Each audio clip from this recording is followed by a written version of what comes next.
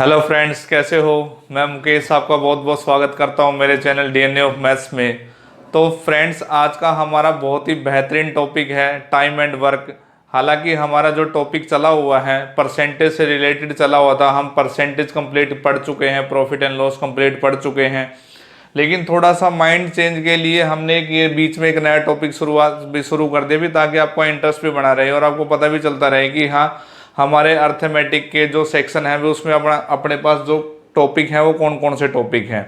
तो अब time and work और इसी से रिलेटेड टॉपिक हमारा पाइप एंड सिस्टम के बाद हम फिर दोबारा सिंपल इंटरेस्ट, कंपाउंड इंटरेस्ट पढ़ेंगे।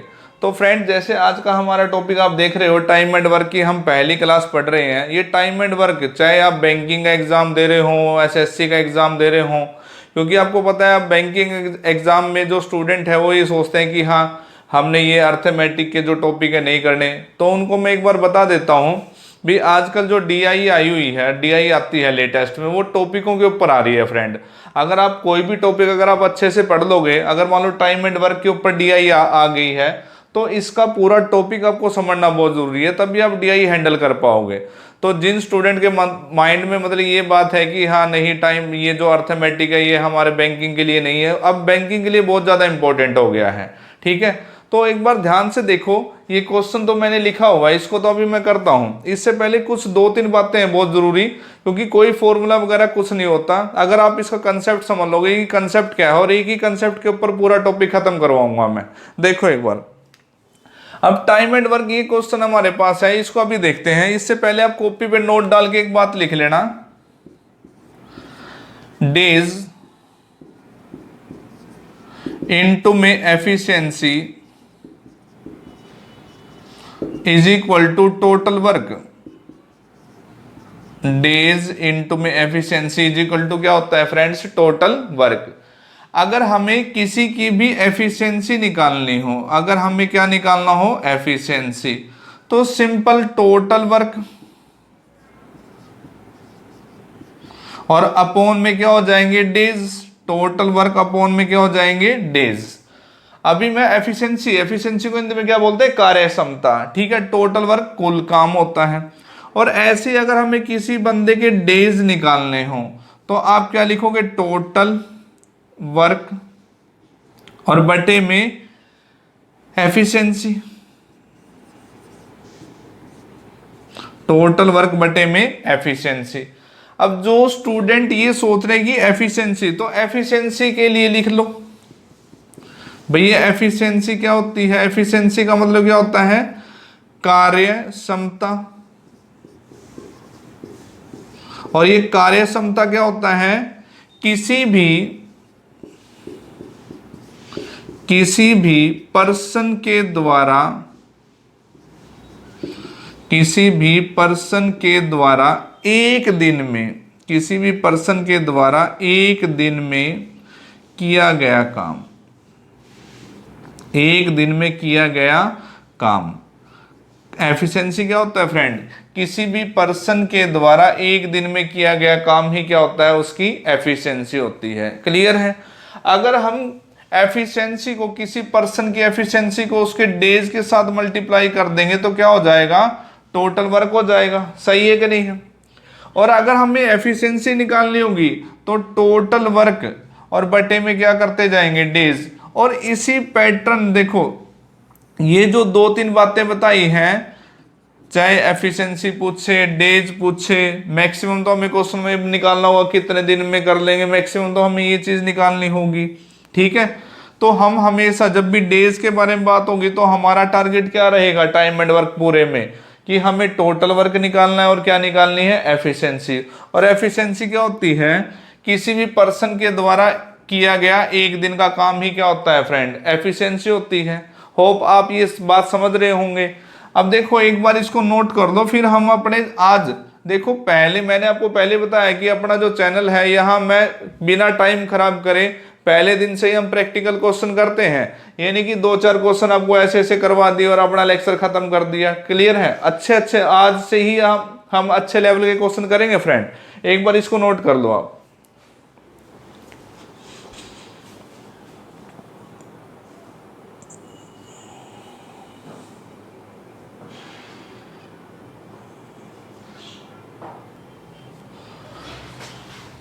तो फ्रेंड देखो करते हैं अपना टॉपिक की स्टार्टिंग। जो अपने पास पहला क्वेश्चन लिखा हुआ है, पहला क्वेश्चन देखो क्या लिखा हुआ है, ए प्लस बी, यानी कि प्लस का मतलब मिलकर, ए और बी एंड बी और सी एंड सी और ए किसी काम को रिस्पेक्टिवली 12 दिन में, 15 दिन में और 20 दिन में कर लेते हैं।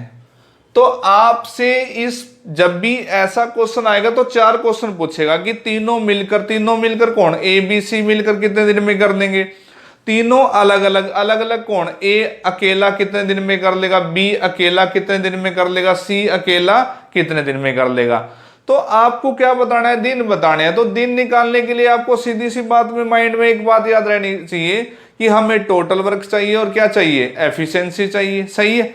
अभी देखो पहला क्वेश्चन है, आपकी ग्रिप बन जाएगी जैसे 4-5 क्वेश्चन पढ़ दो, क्योंकि पूरा टॉपिक, बच्चे पजल तो तब होते हैं ना भी मैं एक क्वेश्चन किसी बेस पे बता दो, एक क्वेश्चन किसी बेस पे बता दो, एक ही पैटर्न रहेगा, मजा आ जाएगा देखो पढ़ के। तो आप ये बताओ, ये पहले मैंने क्या लिख दिया, ए प्लस बी, ए प्लस बी किसी काम को कितने दिन में कर रहे हैं, आप बोलोगे 12 दिन में कर रहे हैं।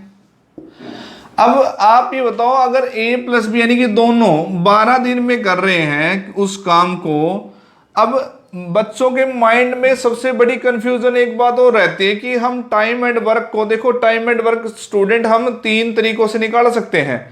एक तो एलसीएम मेथड से निकाला जाता है, क्लियर है, एक अपना परसेंटेज मेथड से निकाला जाता है, क्लियर है, और एक आपने देखा होगा कि हम ये बोलते हैं कि टाइम एंड वर्क जो अपना ए प्लस बी किसी काम को 12 दिन में करते हैं तो उसका एक दिन का काम इस पैटर्न पे भी, यानी कि फ्रैक्शन मेथड जिसको बोलते हैं, फ्रैक्शन मेथड से भी निकाला जाता है। जरूरी नहीं है कि हाँ आपने ये बात समझ ली कि सभी क्वेश्चनों को एलसीएम मेथड से ही निकालना है। कई क्वेश्चन ऐसे होंगे जो हम एलसीएम मेथड से जो बहुत ज्यादा कैलकुलेटिव हो जाएंगे, वहां हमें फ्रैक्शन मेथड पे भी आना पड़ेगा, और कई क्वेश्चन फ्रैक्शन मेथड से ज्यादा लेंथ हो जाते हैं, वहां एलसीएम मेथड पे आना होता है, और कई क्वेश्चन ना तो फ्रैक्शन मेथड से ना ही एलसीएम मेथड से, तो वहां परसेंटेज मेथड का यूज करना पड़ता है। सही है कि नहीं है। और यहाँ आप इस चैनल में फ्रेंड यही बारीकियां सीखोगे बिना किसी डिटेल के भी, हाँ क्वेश्चन जिस भी टाइप का है देखते ही आंसर लगाना है। तो तभी मैं बोलता हूं कि लेक्चर को लास्ट तक देखो। आज लेक्चर की शुरुआत है, इसलिए मैं थोड़ा इसको धीरे धीरे, अब वैसे तो आपको पता ही है कि फिर तो आप क्वेश्चन लिखेंगे और क्वेश्चनों को फिर उड़ाएंगे, क्योंकि जब आपको कंसेप्ट समझ में आ जाएगा। देखो एक बार, ए प्लस बी किसी काम को कितने दिन में करते हैं, 12 दिन में, और बी प्लस सी उस काम को कितने दिन में करते हैं, बी प्लस सी, तो 15 दिन में। सी प्लस ए उस काम को कितने दिन में करते हैं, सी प्लस ए, तो आप बोलोगे 20 दिन में। ये बात समझ रहे हो। अब आपने फ्रेंड क्या करना है, जो ये दिन दिए हुए हैं 15, 20 और 12, इनका क्या ले लेना है, एलसीएम। क्या ले लेना है, एलसीएम। और जो फ्रेंड ध्यान रखना, जो इन डेज का एलसीएम होगा, जो डेज का एलसीएम होगा टाइम एंड वर्क में, वही हमारा क्या होगा, टोटल वर्क। वही हमारा क्या होगा, total work. Time and work में जो भी डेज का एलसीएम होगा वही हमेशा क्या होगा, हमारा टोटल वर्क। अब आप 12, 15 और 20 का हम एलसीएम 12, 15, एलसीएम क्या होता है, ऐसा नंबर, ऐसा छोटे से छोटा मल्टीपल जो सभी संख्याएं जिसको कंप्लीटली डिवाइड कर दें। अब आप मुझे एक बात बताओ, सबसे छोटा इनमें सबसे बड़ा नंबर क्या है, 20। अगर मैं एलसीएम 20 ले लूं तो क्या 12 20 को डिवाइड कर रहा है, नहीं कर रहा। तो 12 इस बड़े वाली वैल्यू का ही क्या कर लो, डबल कर लो। 12 दूनी 40, क्या 40 को 20 डिवाइड कर रहा है, नहीं कर रहा। तो इसी का हम क्या कर लेते हैं, 3 गुना कर लेते हैं, इसी का 3 गुना। तो 20 दिया कितना हो गया, 60। क्या 12 60 को 12 डिवाइड कर देगा, कर देगा, 15 कर देगा और 20 कर देगा। तो फ्रेंड एलसीएम कितना हो गया अपना, 60। एलसीएम कितना हो गया, 60। और 60 जो एलसीएम है वही क्या होता है, टोटल वर्क होता है। यानी कि कुल काम कितना है सभी का, 60। अगर टोटल काम फ्रेंड 60 है और ए और बी उस काम को 12 दिन में करते हैं, तो एक दिन में ए प्लस बी कितना काम करते हैं, एक दिन में। और एक दिन में काम किया गया क्या कहलाता है, एफिशिएंसी। तो और एफिशिएंसी क्या होती है, टोटल वर्क। टोटल वर्क बटे डेज। तो अगर 60 अपॉन में 12 करो तो ए प्लस बी एक दिन में 5 काम करेंगे कि नहीं करेंगे। और b प्लस सी 60/15, तो b प्लस सी का एक दिन का काम कितना होगा 4, और c प्लस ए 60/20, तो इनका एक दिन का काम कितना होगा 3। और ये फ्रेंड क्या अपने एफिशिएंसी नहीं आ गई।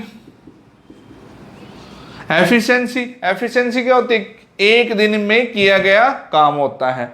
अब आप ये बताओ, मैं पहले क्वेश्चन का आंसर दे रहा हूं कि a जमा b जमा c उस काम को कितने दिन में करेंगे, तो हमें क्या टोटल वर्क बटे में एफिशिएंसी नहीं चाहिए। जो भी बंदे उनकी एफिशिएंसी चाहिए होगी टोटल, तो बंदे कौन कौन है, a प्लस बी। क्लियर है। अब आपके आगे देखो समस्या क्या है। अब समस्या ये है कि ये a प्लस बी यहां भी दो बंदे, सही है, b प्लस सी यहां भी दो बंदे, c प्लस ए यहां भी दो बंदे। अगर मैं इन एफिशिएंसी को जोड़ता हूं, तो ये एफिशिएंसी तो इन बंदों की है। अरे सही है कि नहीं है। आप ध्यान से देखो, क्या ये ए भी 2 बार है, बी भी 2 बार है और सी भी 2 बार है। अगर मैं इनको ऐड कर दूं तो आप ये बोलोगे a जमा ए 2a, b जमा बी 2b और c जमा सी 2c। तो अगर मैं 2 को कॉमन ले लूं तो क्या आप ये बोलोगे a जमा बी जमा सी, इन 6 बंदों की टोटल एफिशिएंसी कितनी है, इन 6 बंदों की टोटल एफिशिएंसी कितनी है 12। अरे सही है कि नहीं है। लेकिन अगर मैं बोलूं कि a प्लस बी प्लस सी, अगर बंदे हाफ हो जाए तो एफिशिएंसी भी हाफ हो जाएगी, तो 12/2। तो एफिशिएंसी यानी कि a plus B plus C की एफिशिएंसी कितनी होगी फ्रेंड, 6 होगी कि नहीं होगी। तो आप ये बताओ, अगर मुझे a प्लस बी प्लस सी का काम निकालना है तो टोटल वर्क कितना है 60, और इन तीनों बंदों की एफिशिएंसी कितनी है 6। तो क्या a प्लस बी प्लस सी उस काम को तीनों मिलकर 10 दिन में नहीं कर देंगे। अरे बोलो सही है कि नहीं है। अब आप ये बताओ, 10 दिन टोटल डेज हो गया, एफिशिएंसी कितनी होगी 6, और टोटल डेज इनटू में एफिशिएंसी क्या 60 आ रहा है, टोटल वर्क बिल्कुल आ रहा है। सही है कि नहीं है। अब एक और बात, दूसरा क्वेश्चन अपने पास इसमें क्या बनेगा सेकंड, कि ए अकेला उस काम को कितने दिन में करेगा। सही है। तो इसके लिए भी अपने को टोटल वर्क तो क्या है 60, लेकिन ए की एफिशिएंसी चाहिए। अरे सही है कि नहीं है। अब आप मुझे एक बात बताओ, ये अपने पास a जमा बी जमा सी, ये 6, ये इन तीनों बंदों की एफिशिएंसी है। सही है ये बात, तीनों बंदों की एफिशिएंसी है 6। और अगर मुझे a की एफिशिएंसी चाहिए, मुझे b की चाहिए, मुझे c की चाहिए, तो ये बताओ a की एफिशिएंसी के लिए क्या मैं इन तीनों की एफिशिएंसी में से b और c की एफिशिएंसी निकाल दूं, और b और c की एफिशिएंसी कितनी है 4।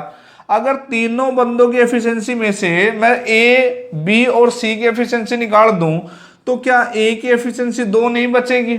अरे बोलो सही है कि नहीं है। ये तो आ रही होगी बात समझ में।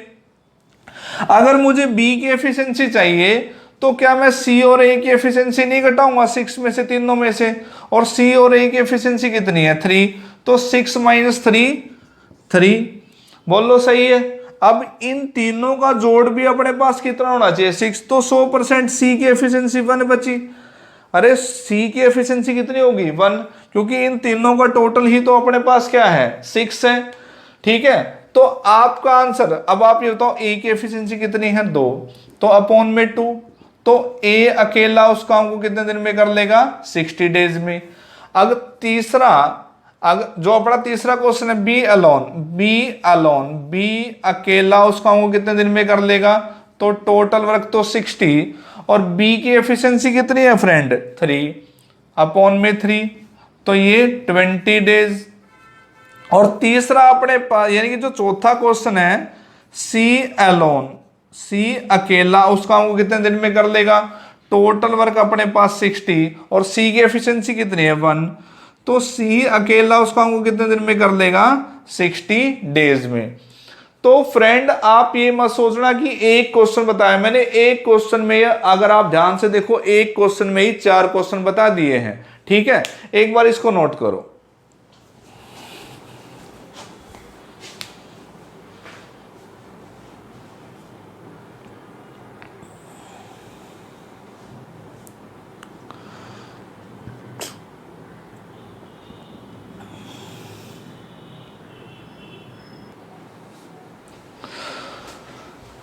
तो फ्रेंड देखो सेकंड क्वेश्चन मैंने लिख रखा है, जो आप एक बार नोट कर लो, क्योंकि ये आपने जो सेम पैटर्न का क्वेश्चन होगा मैं उसी के बिहाफ पे जो एक या दो क्वेश्चन होंगे वो आपको होमवर्क के लिए दे दूंगा, और ये आपने खुद से करना है, क्योंकि ताकि अपना ज्यादा टाइम ना इसमें लगे। एक बार इसको नोट कर लो।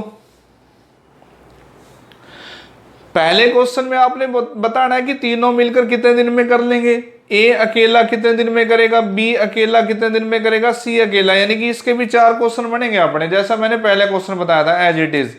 तो इसका आंसर आपने कमेंट बॉक्स पे लिखना है कि आंसर इसका क्या होगा। और जल्दी से हम बढ़ते हैं अपने थर्ड क्वेश्चन पे।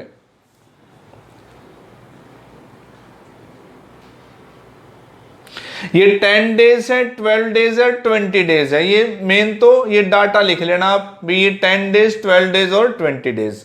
होप आप सभी ने इसको लिख लिया होगा। बढ़ते हैं अपने नेक्स्ट क्वेश्चन पे।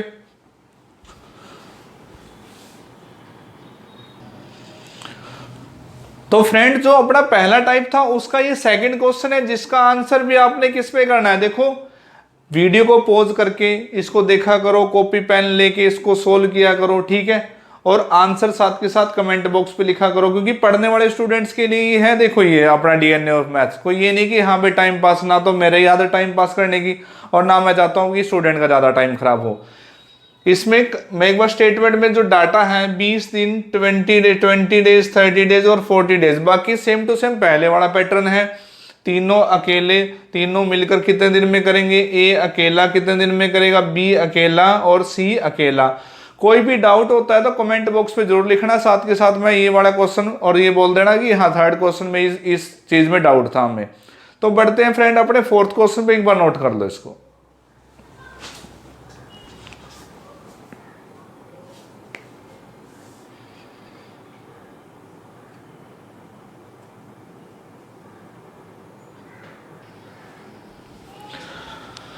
तो फ्रेंड देखो बढ़ते हैं अपने चौथे क्वेश्चन पे, जिसको मैं सोल्व करवाऊंगा। और चौथे क्वेश्चन के बिहाफ पे पांचवा क्वेश्चन होगा जो बिल्कुल सेम इसी फॉर्मेट पे होगा, वो आपने खुद देख सोल्व करना है, ठीक है। अभी नोट करवाता हूँ, पहले इसको ध्यान से समझो भी इस क्वेश्चन को हमने सोल्व कैसे करना है। देखो क्या चेंज कर दिया उस क्वेश्चन में, अब आपको खुद ही पता चल जाएगा कि a प्लस बी और b प्लस सी तो दे दिया कि 12 और 16 दिन में रिस्पेक्टिवली करते हैं। पिछले क्वेश्चन में तो आगे ये दे दिया था कि c प्लस ए उसका वो इतने दिन में करते हैं, उसके बिहाफ पे क्वेश्चन था, ठीक है, वो आपको समझ में आ गया है। लेकिन अब आगे इसने क्या दिया कि a उस पर 5 दिन काम करता है, b ने उस पर 7 दिन काम किया, और c ने रिमेनिंग वर्क को नेक्स्ट 13 डेज में कंप्लीट कर दिया। और क्वेश्चन में भी क्या पूछा है, then calculate in how much time, यानी कि बताना है कि सी अकेला उस काम को कितने दिन में कर देगा। आप ये बताओ सी का हमने क्या निकालना है, सी अकेला उस काम को कितने दिन में कर देगा। सी के डेज निकालने हैं, अरे डेज सी के निकालने हैं, तो हमें इस क्वेश्चन के आंसर के लिए क्या चाहिए, टोटल वर्क चाहिए। देखो रट्टा नहीं मारना, और क्या चाहिए, इस सी की एफिशिएंसी चाहिए, सी की एफिशिएंसी। अगर अपने पास टोटल वर्क होगा और सी की एफिशिएंसी होगी तो आंसर हो जाएगा। स्टूडेंट माइंड में पिक्चर सेट होनी चाहिए कि आंसर के लिए हमें पहुंचना कहाँ है, वही स्टूडेंट ही सक्सेस मिलेगी उसी को भी जिसको ये पता होगा कि हाँ हमें इस क्वेश्चन में पहुंचना कैसे है। सही है, देखो एक बार क्वेश्चन स्टार्ट करते हैं। अब ये कह रहा है ए प्लस बी, तो हमने लिख दिया ए प्लस बी किसी काम को कितने दिन में कर रहे हैं, 12 दिन में। क्लियर है। बी प्लस सी, तो आप बोलोगे बी प्लस सी उस काम को कितने दिन में कर रहे हैं, 16 दिन में। आ रही है बात समझ में, ये तो दिया ही हुआ है। तो सिंपल पहले इन दोनों का क्या कर लो, एलसीएम। और एलसीएम ही आप जानते हो क्या होता है, जब मैं एलसीएम बोल लूं टाइम एंड वर्क में तो आप समझना कि एलसीएम ही टोटल वर्क होता है। और 12 और 16 का एलसीएम फ्रेंड क्या 48 नहीं होता। अब आप ये बताओ अगर टोटल वर्क 48 है और ये a प्लस बी उसको 12 दिन में कर देते तो एक दिन में कितना काम करेंगे, 48 48/12, तो 12 चौके 48। सही है। b प्लस सी एक दिन में कितना काम करेंगे, 48/16, तो कितना काम करेंगे, 3। और ये बताओ एक दिन में किया गया काम ही क्या एफिशिएंसी नहीं होता, एक दिन में किया गया काम ही क्या होता है फ्रेंड, एफिशिएंसी। यहां तक आ रही है बात समझ में।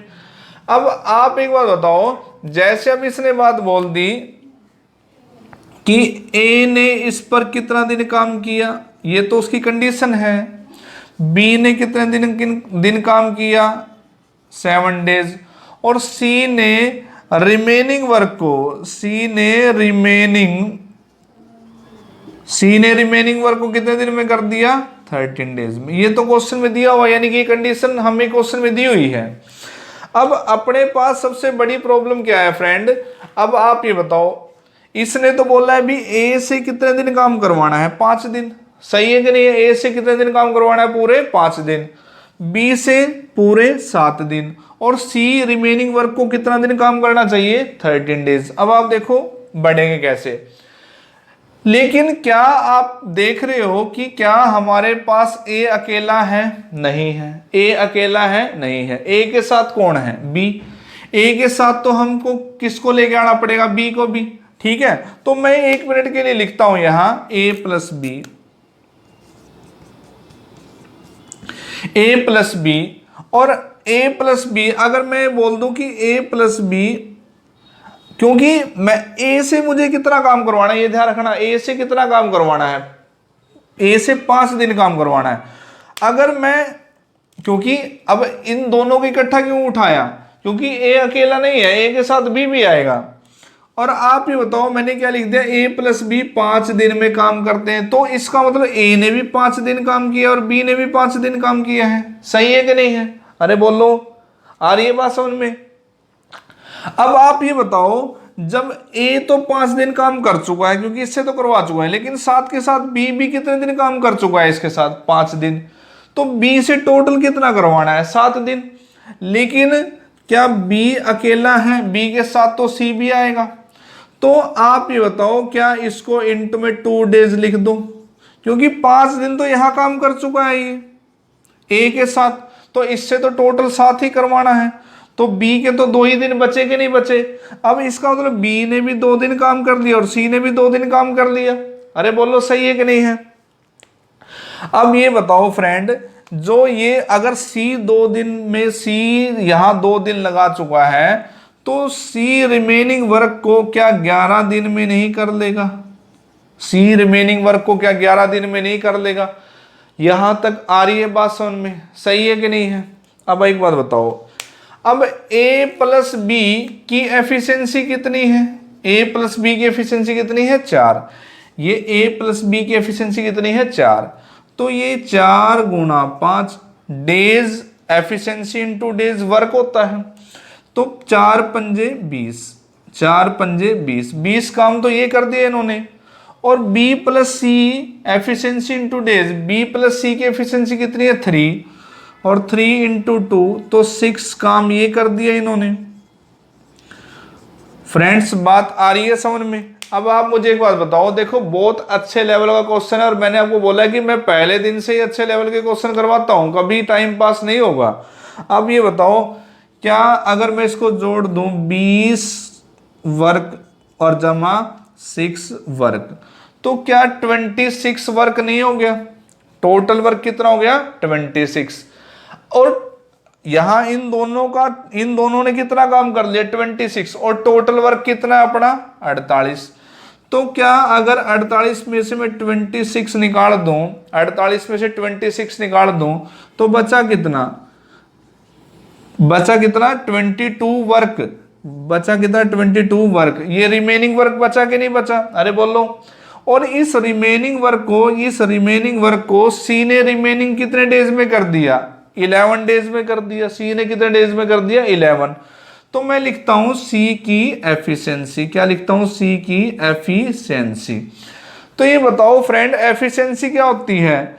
टोटल वर्क बटे में डेज, टोटल वर्क बटे में डेज। टोटल वर्क कितना है? रिमेनिंग 22। और दिन कितने हैं? रिमेनिंग 11। तो क्या फ्रेंड सी की एफिशिएंसी 2 नहीं आ गई? सी की एफिशिएंसी कितनी आ गई? 2। अब क्वेश्चन में यही तो पूछा था हमसे, भी सी अकेला उस काम को कितने दिन में करेगा? सी अकेला। तो टोटल वर्क कितना है फ्रेंड? 48। और सी की एफिशिएंसी हम कितने ले आए? 2। तो सी अकेला उस काम को क्या 24 डेज में नहीं कर देगा? सही है। देखो बहुत अच्छे लेवल का क्वेश्चन है और बहुत अच्छे लेवल के एग्जाम में पूछा जाता है, एसएससी सीजीएल हो, बैंक पीओ हो। ठीक है फ्रेंड, तो एक बार इसको नोट करो।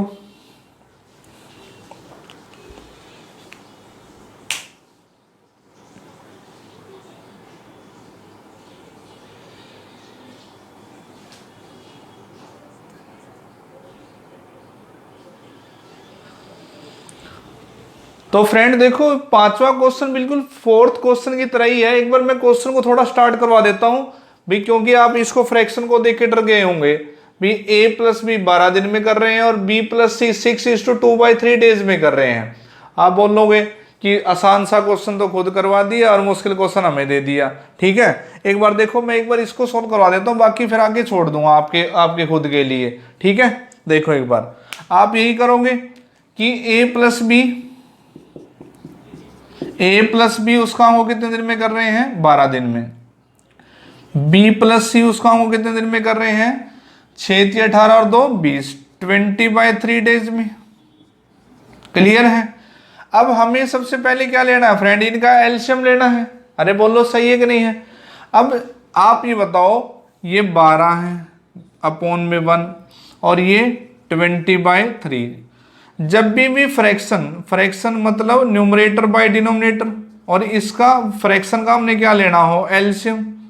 फ्रैक्शन का क्या लेना हो? एलसीएम। तो हमेशा फ्रेंड न्यूमरेटर, ये जो अपने पास, क्योंकि फ्रैक्शन क्या होती है? Numerator by denominator. हमेशा न्यूमरेटर का एलसीएम लेते हैं, हमेशा न्यूमरेटर का क्या लेते हैं? एलसीएम। और डिनोमिनेटर का क्या लेते हैं? एचसीएफ। हमेशा न्यूमरेटर का एलसीएम और डिनोमिनेटर का एचसीएफ, ये याद रखना। तो ये बताओ 12 और 20 का एलसीएम तो अपने पास 60 होगा, और 1 और 3 का एचसीएफ क्या होगा? HCF highest common factor. ऐसा बड़े से बड़ा नंबर कौन सा है जो 1 और 3 दोनों को डिवाइड कर दे? क्योंकि 1 और 3 दोनों ही हमारे पास क्या है? प्राइम नंबर है। अरे सही है कि नहीं है? ये जो 1 है और ये जो 3 है ओड नंबर है। जितने भी, एक बार ध्यान रखना, ये जो मैं नंबर सिस्टम कराऊंगा, ये 1 और 3 अपने पास क्या है? ओड नंबर है। ओड नंबर, अगर आप 1 और 3 का कॉमन फैक्टर देखोगे, 1 के फैक्टर तो 1 × 1 होते हैं और 3 के फैक्टर क्या होते हैं? 3 × 1, तो दोनों का कॉमन क्या है? 1। तो इसका एचसीएफ कितना हुआ? 1 और 3 का। समझ रहे हो? तो आप ये बताओ 12 और 20/3 का एलसीएम हमने कितना निकाल लिया? 60। कितना निकाल लिया? 60। और ये एलसीएम ही टोटल वर्क होता है। एलसीएम ही क्या होता है? Total work. अब a प्लस बी की एफिशिएंसी तो 5 हो जाएगी, क्योंकि 60/12 करते हैं। और जैसे मैं 60/20 अपॉन में 3, ये 3 घूम के ऊपर जाएगा, तो ये 20 तिया 60 और 3 तिया 9। तो ये b प्लस सी की एफिशिएंसी 9 और a प्लस बी की एफिशिएंसी 5। आगे तो क्वेश्चन बिल्कुल सेम पांचवें क्वेश्चन की तरह ही है, और ये भी क्वेश्चन अपना फ्रेंड आपको क्या है? होमवर्क। और आपने इसमें क्या निकालना है? ए अकेले का काम निकालना है, ए अकेले का काम। तो इसका आंसर भी आप मुझे साथ के साथ आज ही कमेंट बॉक्स पे लिखना कि आंसर क्या है। जिसको कोई डाउट है तो ये बोल देना क्वेश्चन सोल्व नहीं हुआ, मैं ये कल की क्लास में करवा दूंगा, एक बार नोट कर लो।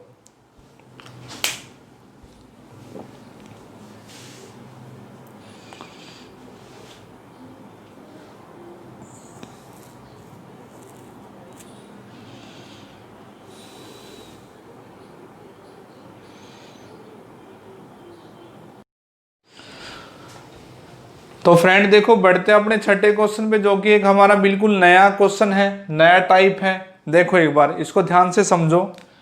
कह रहे ए किसी काम का 1/4 पार्ट 10 डेज में करता है, बी उसका 40%, बी किसी काम का कंप्लीट काम का 40% कितने दिन में करता है? 15 डेज में। सी उसी काम का 1/3 पार्ट, कंप्लीट काम का 1/3 पार्ट 13 डेज में करता है। और डी 37.5% वर्क, उसी काम का इतना परसेंट वर्क कितने डेज में करता है? 17 डेज में। और क्वेश्चन में पूछा गया है हु इज लेस एफिशिएंट, सबसे कम एफिशिएंसी किसकी है? सबसे कम एफिशिएंसी किसकी है? तो आप ये बताओ, सबसे कम एफिशिएंसी उसी की होगी जिसको दिन सबसे ज्यादा लगेंगे, क्योंकि डेज और एफिशिएंसी का रेशो बिल्कुल उल्टा होता है। जिसकी एफिशिएंसी सबसे ज्यादा होगी उसको दिन सबसे कम लगेंगे अगर वर्क अपने पास बराबर है, और जिसकी एफिशिएंसी सबसे ज्यादा होगी उसको दिन सबसे कम लगेंगे, और जिसकी कम होगी उसको ज्यादा लगेंगे। नॉर्मल सी बात है। देखो एक बार इस क्वेश्चन का सॉल्यूशन क्या होगा। तो आप ये लिखोगे ए किसी काम का 1/4 पार्ट कितने दिन में कर रहा है, 10 डेज में। और फ्रेंड हमेशा देखना, जब भी इस टाइप का कोई क्वेश्चन आता है आपको हमेशा एक बात याद रखनी है कि जो कंप्लीट वर्क होता है वो कंप्लीट वर्क क्या होता है, 1 होता है। कंप्लीट वर्क क्या होता है, 1। और आपको ये जो ए 1/4 काम कर रहा है किसका, कंप्लीट वर्क तो 1 है, तो इस 1/4 को आपने क्या बनाना है, 1 बनाना है। तो इसको जब 1 बनाओगे तो क्या इसको 1/4 को 4/1 से मल्टीप्लाई करके क्या ये 1 नहीं हो जाएगा, ये इसके साथ ये कैंसिल, इसके साथ ये कैंसिल, तो इसको भी 4/1 करोगे कि नहीं करोगे, बोलो जल्दी से। जो चीज यहां मल्टीप्लाई वो यहां भी मल्टीप्लाई। तो ए कंप्लीट, देखो ए का एक काम, क्योंकि इसको हमने 1 बना दिया तो क्या ये 40 डेज नहीं हो गया, अरे बोलो। और अगर हम इसका 1/4 करें फिर 10 डेज हो जाएगा, कोई सोचने वाली बात ही नहीं है। क्लियर है। अब आप ये बताओ बी, जल्दी से, क्या आपको 40% की फ्रैक्शन 40/100 क्या 2/5 नहीं होता। 2/5 काम को कितने दिन में कर रहा है, 15 डेज में। और इस 2/5 को हमने क्या बढ़ाना है, 1। तो क्या इसको 5/2 नहीं कर दूं, क्या इसको 5/2, 2 से 2 कैंसिल, 5 से 5 कैंसिल, तो इसको भी 5/2 करना पड़ेगा कि नहीं करना पड़ेगा। और 15 पंजे 75/2 क्या 37.5 डेज नहीं हो गया, अरे 37.5 दिन, सही है। सी का क्या दिया हुआ हिसाब किताब, 1/3। तो आप ये बताओ 1/3 काम कितने दिन में कर रहा है, 13 डेज में कर रहा है। इस 1/3 को भी हमने क्या बनाना है, 1 बनाना है। तो क्या इसको भी हम 3/1 नहीं कर दें, क्योंकि इसके साथ ये कैंसिल, इसके साथ ये भी 1। तो सी कंप्लीट काम को कितने दिन में करेगा, इसको भी हम क्या कर दें, 3/1। अरे सही है। तो ये क्या 39 डेज नहीं हो गया। फ्रेंड्स आ रही है बात समझ में। अब आगे कौन है, डी किसी काम का, देखो अब ये परसेंटेज दे दी, और परसेंटेज के तो आप खिलाड़ी हैं कि नहीं है, 37.5%। आप ये बताओ, देख के ही इसका आंसर आपको पता होना चाहिए कि 3/8 होगा। कैसे, क्योंकि 12.5 की परसेंटेज क्या होती है, 1/8, और इस 12.5 का ही ये कितने टाइम्स है, 3 टाइम्स। क्लियर है, ऐसा होना चाहिए, क्योंकि परसेंटेज पढ़ चुके हो आप सारे के सारे। तो ये क्या लिख दिया, 3/8 पार्ट कितने डेज में कर रहा है, 17 डेज में। और इसको भी क्या बनाना, 3/8 को 1, तो 8 बाई क्या करोगे, 8/3 करोगे। इसको भी क्या करो, 8/3 कर दो, ठीक है। और 17 गुणा 8 क्या 136 नहीं होता, सही है। टेबल भी याद होनी चाहिए, 17 गुणा 8 कितना होता है, 136 होता है। और बटे में अपने पास 3, तो 3 चौके 12, 1 3 पंजे 15, 15 पॉइंट समथिंग वैल्यू आएगी। क्लियर है। अब आप मुझे एक बात बताओ फ्रेंड, इनमें से ए को कितने दिन लग रहे हैं, 40, बी को कितने लग रहे हैं, 37.5, सी को 39, डी को 45। सबसे ज्यादा दिन किसको लग रहे हैं, आपके आगे ही है, देखो अब तो आप थोड़ी भाग सकता है। ये डी किसको लग रहे हैं, डी को। सबसे ज्यादा दिन किसको लग रहे हैं, डी को। अगर सबसे ज्यादा दिन डी को लग रहे हैं तो इसकी एफिशिएंसी सबसे कम है। अरे सही है कि नहीं है, जिसकी एफिशिएंसी सबसे कम होगी उसको दिन ज्यादा लगेंगे। अगर वो ये पूछता है ना कि सबसे ज्यादा एफिशिएंसी किसके, जिसके दिन सबसे कम होंगे, तो आंसर अपने पास बी हो जाता। लेकिन अब इस क्वेश्चन का आंसर हमारे पास क्या है, डी। इस क्वेश्चन का आंसर भी सबसे कम एफिशिएंट कौन है, डी, क्योंकि जिसकी एफिशिएंसी सबसे कम है उसको दिन सबसे ज्यादा लगेंगे। सही है। तो एक बार ये नोट करो।